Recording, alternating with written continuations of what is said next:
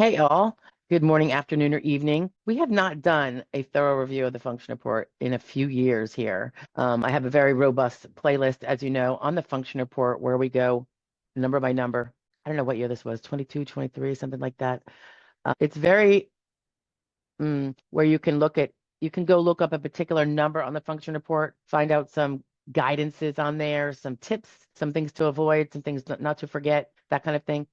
But it's been a few years. So I want to reiterate some of this. And first, I just want to reiterate so this is the 2026 version, okay? And again, this is my take and many of my colleagues, but not all of them. So as you know, in my practice, we assist our clients with the function report and we send it in for them because we want to make sure they don't just go do something ad hoc and send in something that doesn't even represent what they mean to say. So, and what they're going through. So I just want to go over the importance of the function report and why I think it's critical that you take it seriously. I'm going to tell you what it is and what it is not, where it can help you, where it can hurt you, and where it is most helpful. Okay, so this is the SSA 3373, and I'm going off notes here, so bear with me. As I've said before, the function report does not win the SSD case. It doesn't establish that you're disabled because it's not medical evidence. And under the Code of Federal Regulations, you have to have medical evidence. That's what the foundation of your evidence is. Everything else is kind of like little extra crumbs. So the function report is lay evidence, not medical evidence. And it comes from you, the claimant. And standing alone, it cannot carry your step 5 burden, or 2, or 3, or 4. It just can't. That's why we're always drilling home ad nauseum, treat for every impairment you have, big or small. But that said, don't think the function report is not critical to be done right. It is one of the most dangerous documents in your file because it can really hurt you if it's not done right. And that's why it's so important to do it right. Not because it's going to clinch your case on initial, but because it could seriously sink your case on initial and every step thereafter. I'm not going to go into the legalities of, the code sections and everything of why adjudicators give greater weight to the objective medical evidence. It's because the law says they have to. And as you know, the function report is subjective. It is what you are saying, is your perceptions of your day-to-day, your recollections, your symptoms, all that kind of stuff. And because of that, it's obviously self-serving. Doesn't mean it's not accurate, but it's self-serving. So there's always going to be that little skepticism. Same is true with the SSA 3380, which is a third-party function report. Okay, so I don't find a beautiful function report to win your case on initial. So don't expect it to. However, an ugly function report will definitely help sink your case. And the reason for that is it's primarily, well, partially at least, used for credibility, finding credibility and consistency in your case. So, for instance, if treatment notes say one thing and then your function report says something vastly different, it could go both ways, actually. You could be over-exaggerating your limitations. It's kind of evident when people do that. And also, sometimes people, particularly if they don't have a lawyer looking at it, say things that they don't think are going to hurt their case because they're just being honest. But the way these things tend to be interpreted, so let's say you talk about you went on a grand vacation around the world. And by the way, disabled people can do that. However, that's not going to be the optic. So the way you word things is really important. If you took a trip around the world and you put it in your function report, because you're being honest. Although they didn't ask you if you took any trips around the world. So I don't know what kind of honesty that is when you have to offer information not asked for. But that could be very on the surface. And all they're seeing is the surface, right? They're not in your house watching you day to day. Is that's kind of inconsistent with a person who said that they are in pretty significant pain most of the time. Loose lips sink ships, number one. Your function report will be compared against any third-party function report that was submitted. So if you say one thing and your spouse or your Aunt Joni, who decided she'd be helpful if you wanted her to, and fill out your third-party function report, if they are saying very different things, that could be a problem for you. If your function report describes things really inconsistent to any of the other reports, including work history report, your later testimony at hearing, your medical records. Now, granted, when you do the function report, you might not have all of your medical records, and it's not necessarily, I think that's probably the one that is least dangerous because they kind of know that medical records are often very skeletal and they don't go into your day-to-day at home. So it's a little safer. However, here's where it's dangerous with medical records. If your medical records say something vastly different, the patient reports blah, blah, blah, and what the patient reported close in time to the function report is different than it's inconsistent with what the patient reported, which is the claimant, On the function report, now you've also got another little dagger of inconsistency, credibility, questionable, right? All right, so importance of the function report. And I just want to look at one more thing on my notes. Yeah, those are the main things. We're going to go into a little more details.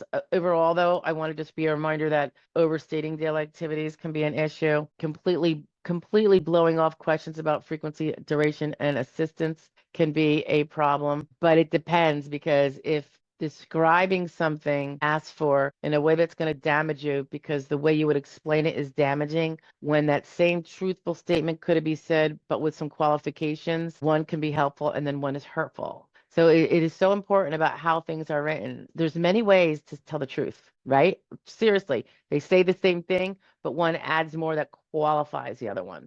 I was just talking to someone today on their draft answers for their function report. When it asked about driving, just said yes, because it says, can you drive? Yes, I can. Okay. So right now, there's nothing in there to suggest that you have any limitations of driving. And by the way, driving is a full-time job found in substantial numbers in the economy. So while it's not conclusive, you didn't help yourself by not explaining that, no, I can't do those long distance drives I used to do to go across the country anymore. Or I can't do the 2-hour drive to go visit my mother anymore. I have to break it up into, in which case you could say something as quickly and easily as, yes, I still drive. No, I no longer drive anything beyond 30 minutes from home. Big, huge difference. Agree or disagree? Okay. There can be inconsistencies when someone says, I cannot focus. I have no focus. But then they describe one of their hobbies as reading an hour a day. Might be inconsistent unless the focusing part is a little more concise. If what they say is, I often find I cannot focus, or when my pain is heightened, I can't focus, or when you're describing the reading, if what it is when I am not in pain, I like to read. How long do you read? Up to an hour sometimes. Otherwise, if I'm in pain and I try, if I'm in a little bit of discomfort or pain, my concentration is too poor to retain what I'm reading. That could be true based from medications, from pain, whatever. So you really kind of have to qualify it. So it doesn't look like you're saying not without a problem, because you could maybe be a professional reader. You follow? Okay. Another big one, of course, is when you're omitting that you have bad days versus good days. Or, yeah, this is my standard, but 3 days a week, it's like this. Never, ever, ever forget the bad days. In fact, if they are notable, that's the ones I'd be describing. I'd say there are some good days, however, and then my whole function report would be about the bad days, assuming they're not once every 6 months, assuming they are multiple times a week. A lot of people also minimize their mental symptoms. That would be a mistake on a function report. I do have a recent video on how mental health claims can still be well described in the function report, which people perceive as being more physical. It's not entirely that way. So take a look-see at that video. It's I think I did it in early 2026. Or else we're still in early 2026, but I feel like it's not that long ago. The days fly though for me, as you know. So at the lower levels, I believe it's at the lower levels, initial recon and ALJ, the function report can sink your ship. It's not going to win your ship, you win your case. At the ALJ is when those positively, meaning positive for your case and accurate descriptions of your limitations, can be used by the ALJ to help bolster why he believes this particular RFC exists. I get the sense that at the lower levels, it's more of a checkbox thing, and therefore the function report, unless it's going to do something that shows you can work, if you screw it up enough to show a lack of a limitation that maybe you suggested elsewhere, or maybe you didn't suggest elsewhere, but it shows a lack of limitation in XYZ, then certain checkboxes might not be met, but it's all checkboxes of sorts. Whereas the ALJ has more discretion, can use more of a common sense life experience type of understanding of how our activities of daily living are when we are not impaired versus when we are, and workarounds when you can do laundry, but it's a huge workaround. You do it over 3 days. You have to get your neighbor to come in and bring up the basket for you or your family member. So you're doing laundry, but it's not without a lot of workaround and perhaps even assistance. Anyway, we'll go into more of that stuff later. Definitely going to update, the very robust library we have right now. And I'll do it again, question by question, so that if you're just dealing with number 5, you don't have to watch 4 hours of video to get to question number 5. So 5 is probably going to be our first one because it's the first big question, really. Just see if there's anything else I want to tie this one up with, guys. The introduction of why the function report is bloody important for you to do it properly. I should add, we do it with our clients. Obviously, that's free of charge, part of the contingent fee agreement. It just kind of gets wrapped up into the whole proper working up of the case because my practice is we find that's an important thing that the lawyer has to be involved in. We do not let any of our clients go wing their function report themselves. Some firms require that. We actually require the opposite. But on the same token, there are a lot of pro se people who want help with their function report. We do offer prepaid consultations. They're not entirely cheap because they're pulling me out of the work for my clients, and it goes by the hour with an hour minimum because no function report would take less than an hour.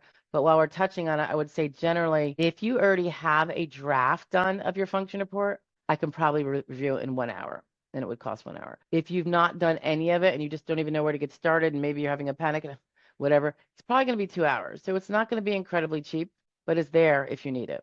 Otherwise, that's why I have all these videos out, because there's a lot of pro se people that don't have or don't want, can't have representation. No one will accept the case or can accept the case. So these videos are designed for them as much as it is for my clients when they're going to give us the data that we need to then help them draft up the function report. I always encourage them to go watch the videos. They do or they do not. You could tell which ones do and which ones completely blow it up. But in any event, we're on the hook with them. So they just have a better final result if they actually watch them. That's all. We can only do so much with the information they give us. All right, guys, function report. Let's get to it. 2026. Let's get all these things updated. If you have any questions on any function report issues, definitely feel free to put them below. They might even be included in a video in the future. And if so, if I can find your post, I will link you to that video first, the one that you were the impetus for, so that you probably can see it before anybody else can. And then we'll just plug it in so the rest can see it and enjoy it and maybe get a little piece of nugget of information out of it. All right. Thanks, guys. Have a great week. Don't forget our Wednesday, 1 p.m. Eastern Standard Time live streams where you can ask your questions live and I'll answer them with or without a guest speaker sometimes. And our 12 noon pre-recorded videos like this one, because those really support the mission of our 1% and our 5%ers and getting them what's usually some pro bono help, but the channel viewing, subscribing, and all that definitely goes a long way to paying for that. So, or paying part of it anyway. I appreciate, guys. Have a great day. Bye-bye.